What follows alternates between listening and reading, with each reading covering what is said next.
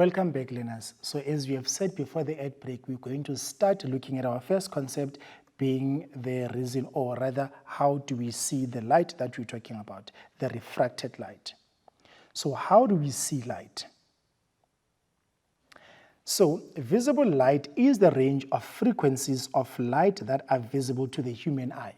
So remember, the visible spectrum has the 7 different colors. So it is arranged in terms of different frequencies of light, and those frequencies of light, or rather those colors that we are seeing, they are visible to the human eye.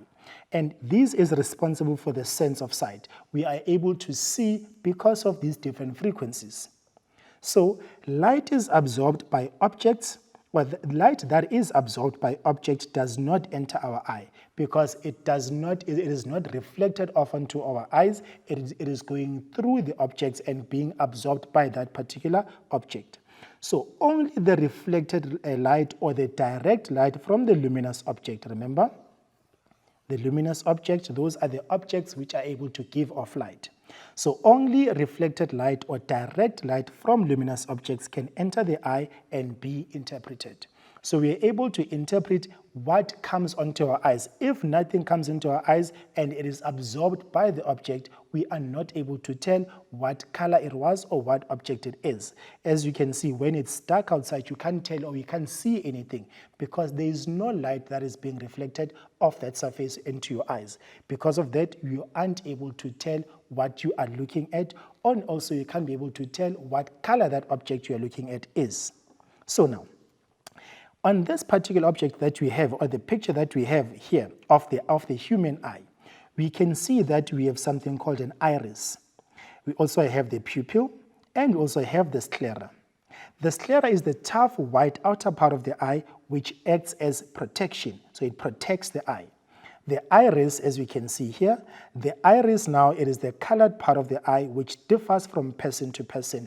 We do know that some people have different colored eyes, and that is now the iris that we are seeing. It is different from person to person.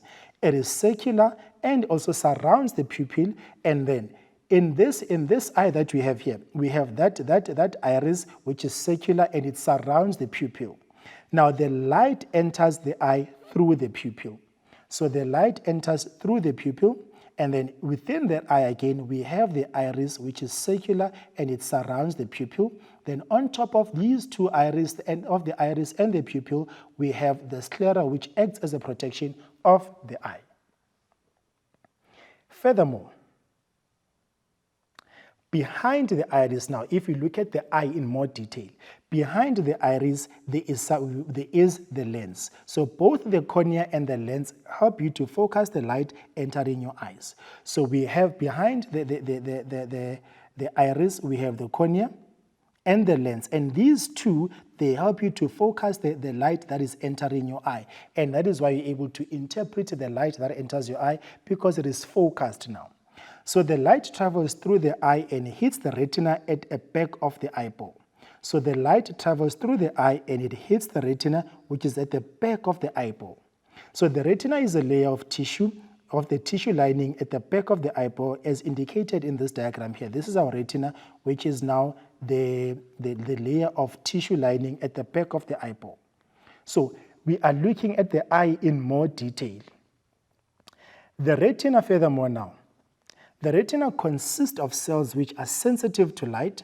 So when light enters the eye and forms an image at the back of the eyeball, so the retina now, it is very sensitive to the light, and when light enters the eye, it forms an image at the back of our eyeball.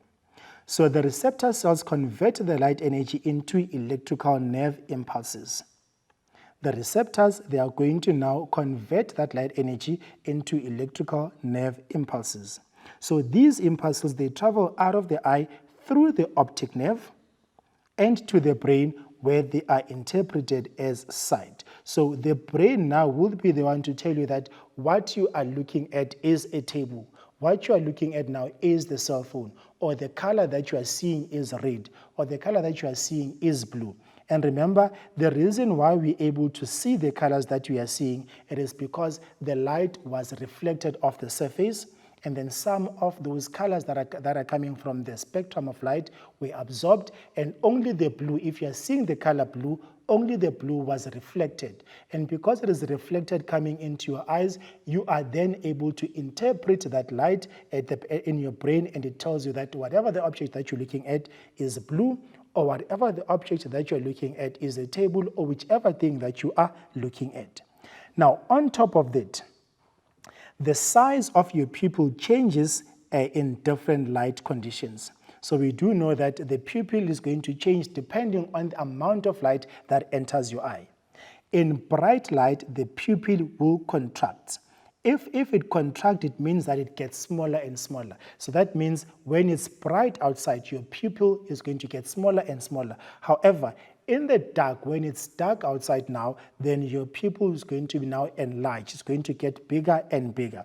So we are saying that in bright light, the pupil contracts, which means it gets smaller to let less light through. So the reason why it gets smaller, because less light needs to get through that pupil. As we can see on these two pictures, the one here has a smaller pupil as compared to this one. The pupil here is much bigger as compared to the pupil there. So we can clearly say that on this picture, there's more light, or it's bright outside, whereas on the picture that's on the right-hand side, there is less light that is around this particular person. So therefore, the pupil needs to get bigger and bigger so that it can allow more light to enter. So now, we are saying in low light, your pupil dilates, and if it dilates, it means that it gets bigger and bigger to let more light through, as on the picture on the right that we are seeing here. So the white light has all colors of light. We know that the white light has the 7 different colors of light. Now, if now, for instance, that white light hits the red surface, we do know what's going to happen. The white light coming from the source hits the surface, and then as it has the 7 different colors, the other 6 colors are going to be absorbed by the object, and only the red is going to be reflected. And whatever that you are seeing, it is going to be interpreted as red because only the red color was reflected and all the other ones were absorbed. Should it happen that now only the green is reflected, what you're going to be seeing this ladybug as, it is going to be the color green, because only the color green would have been reflected in that particular scenario. As we are seeing here, the white light has 7 different colors, but when it hits the red surface, only the red light is reflected, and the other colors are going to be absorbed by the red surface. So the color red is going to absorb all the other 6 and reflect 1. And if it is white, it means that it is going to reflect all the colors, because remember, white light consists of all the 7 different colors. If you are seeing the white color, it means now that all those colors were reflected off that surface. So this means when you look at the red parts of the ladybird, we only get red light reflected into our eyes. Therefore, when this reflected light rays hits our retina and the electrical impulse is sent to our brains, we can see or we can interpret that light as the red color. We need to remember that if we are seeing black, that means all those colors that are 7 were absorbed by black. Remember, black is the absence of reflection. There was nothing that was reflected off that particular surface. All those colors were absorbed by that absence of reflection, being the black. So now, before we move to the next concept, let's quickly go for a short break, and I will see you just after this.